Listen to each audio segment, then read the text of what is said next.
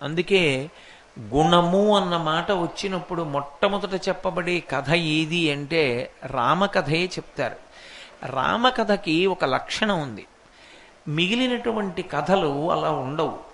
కృష్ణావతారం ఉందనుకోండి, కృష్ణావతారంలో కృష్ణుడు ఏం చేశాడో అది మనం చెయ్యలేము, చేసే ప్రయత్నం చెయ్యకూడదు కూడా. కృష్ణుడు కన్నులు తెరువని కడుచిన్ని పాపడై దానవిచనుబాలు త్రావి చంపే. కృష్ణుడు అసలు కన్నుడు కూడా తెరవడం చేత కానటువంటి పసిపిల్లవాడిగా ఉండగా రాక్షసి అయినటువంటి పూతన యొక్క స్తనమునందున్నటువంటి పాలు తాగినట్టుగా నటించి 2 గుక్కలలో పూతన శరీరంలో ఉండేటటువంటి సమస్త శక్తులను కూడా తాగి పూతనని సంహరించాడు. కృష్ణ భగవానుడు ఏం చేశాడో అది చెయ్యడం సాధ్యం కాదు. కానీ శ్రీరామాయణంలో రామచంద్రమూర్తి ఒక మనుష్యుడు ఎన్ని కష్టాలు పడతాడో అన్ని కష్టాలు పడ్డాడు. ఒక మనుష్యుడు ఎలా ఏడుస్తాడో అలా ఏడిచాడు. ఒక మనుష్యుడు ఎలా సంతోషిస్తాడో అలా సంతోషించాడు.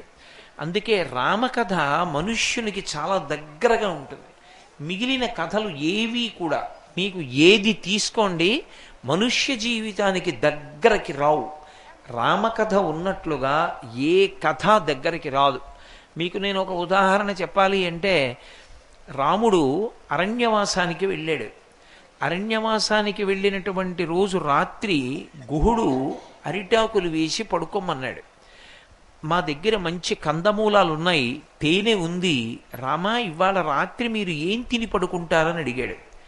రాముడు అన్నాడు, నేను అరణ్యవాసానికి బయలుదేరినప్పుడు రథం ఎక్కి వచ్చేస్తుంటే మా నాన్నగారు చక్రవర్తి దశరథుడు, ఆయన అలా రాకూడదు, చక్రవర్తికి కొన్ని నియమాలు ఉంటాయి, చక్రవర్తి అలా కనపడకూడదు అని కొన్ని నియమాలు ఉంటాయి.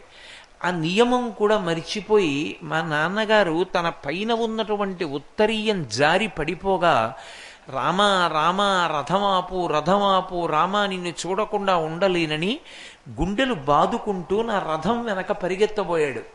60,000 సంవత్సరముల వయస్సుతో ఉన్న వృద్ధుడైన నా తండ్రి కాలు కాలు తన్నుకుని ముందుకు పడిపోయి స్పృహ తప్పాడు.